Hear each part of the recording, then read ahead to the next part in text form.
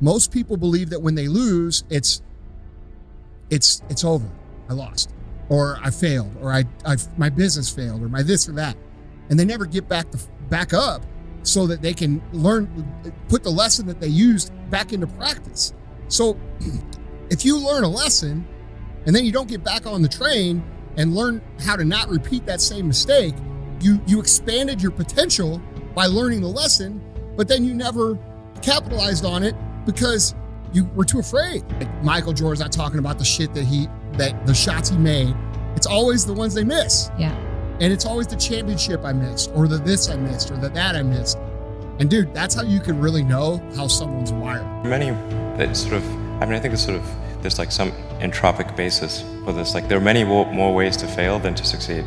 So you have to explore. Particularly like for a rocket, there's like 1,000 ways a thing can fail, and like one way it can work. So you could have a lot of rocket failures to explore all the ways in which it could fail. But I do think that one great thing about Silicon Valley is that failure is not a big stigma. So it's like if you try hard and it doesn't work out, that's okay.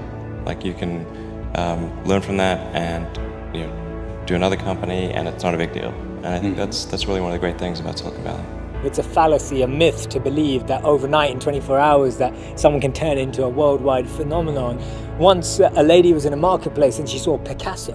And she went up to Picasso and she said, "Picasso, can you draw me a portrait?" He said, "Sure, I'll draw you a portrait." He reached for a pen and paper and he, in 30 seconds, sketched an identical portrait of this lady, and handing it back to her, he said, "That will cost you $30,000. And she replied, she said, "Picasso, how can you charge me $30,000? That took you 30 seconds. He said, "It took me 30 years to be able to do that in 30 seconds.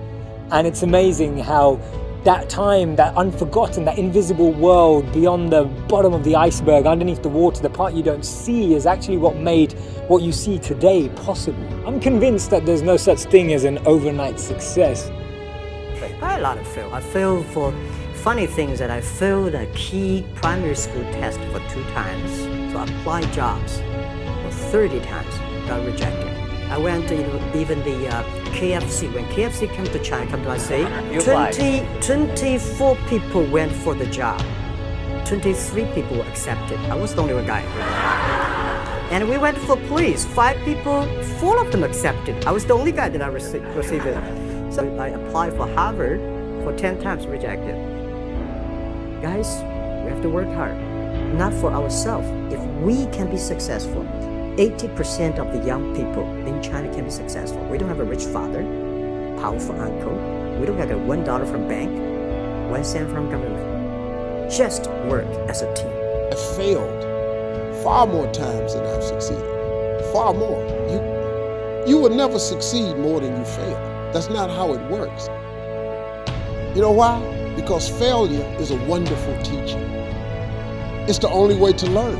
You have to fail. Failure is a part of the process to becoming successful. Most people don't reach their dream, not because of failure. Most people don't live their dream because they give up. You see, it's not the failure that stops us, but that most stop at their first failure. Those who succeed don't stop at 1 failure. They don't stop at 10 failures.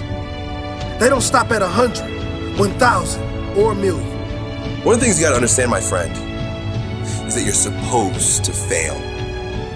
You're supposed to fucking fail, because failure is the stepping stone to success. It's not just cliche.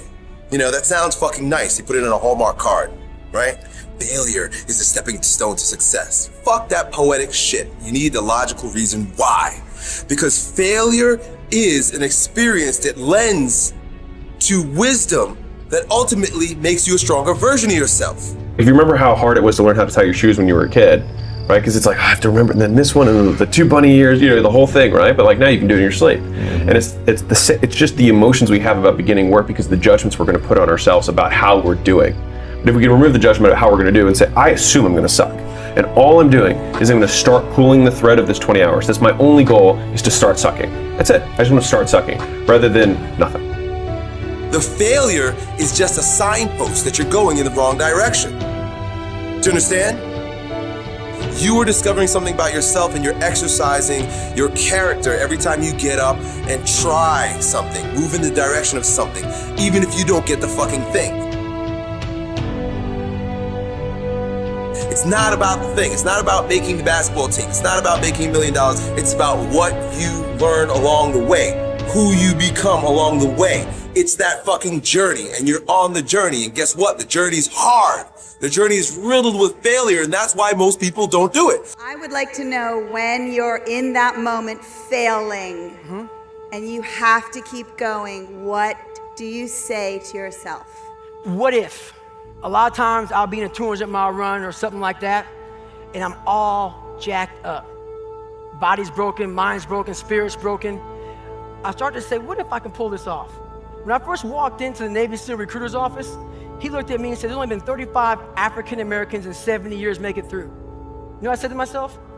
What if I can be the 36th? It's the what if I can pull off a fucking miracle. What if I can become someone that no one thinks I can be? And just me talking about that, I have the hair going up on my arms because it makes me just like, what if? I'm a big believer in, if it wasn't hard, you wouldn't appreciate it when you get it. There wouldn't be good without evil, right? There wouldn't be light without dark. You have to have something on the opposite side of the spectrum to let you understand what it is that you got, right? If you're trying to do something new, but you're afraid of failing, here's what you do. So when most people approach something new, they think, what do I have to do to accomplish the goal? But a better way to think about it is, what do I have to do to make failure impossible? And that's gonna be extreme. It's gonna be intense. It's gonna be way more than what most people would have to do. So if I had to double my income in the next 90 days, if it was a must, something I had to do, I would work 14, 16 hours a day, 7 days a week. I wouldn't take days off. I would invest in any coaches that I needed. I would buy and read any books that I needed to get more information on the topic. What you need to do is make this list. Everything you would have to do to make failure impossible. And then look at that list. Really look at it and think, am I willing to do this or not? And if you're not, that's okay. Maybe you just don't do the thing anymore. But if you are, once you have that list, do that and you won't fail.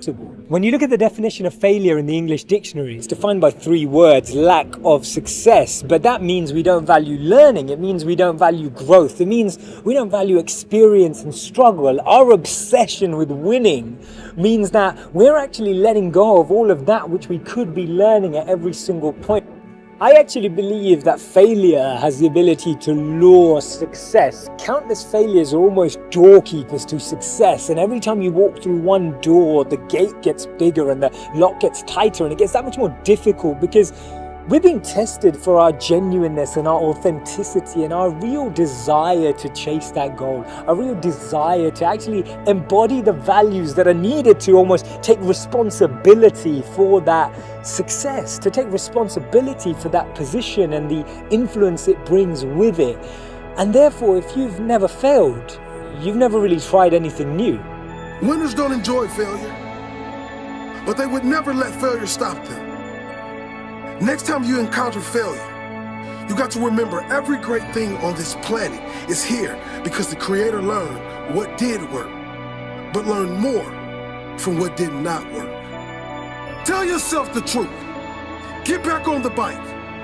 Learn why you failed, and make sure you don't fall again. Make sure you are stronger for having the lesson.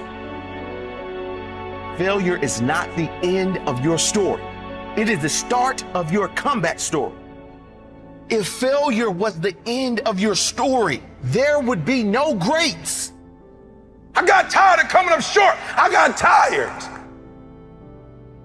I got tired of eating out of trash cans. I got tired of watching everybody else graduate. I got tired of seeing people ride first class. I got to go all the way to the back. I got tired. I hate it as much as you hate it. But the problem is I want it more than you want it. I got tired of giving 70 or 80% and not living the way I wanted to live. I see other people winning and I'm not winning, and I want to be a winner, and I'm tired. And I got tired, y'all, so I did something about it. I woke up every day and started grinding. I was tired.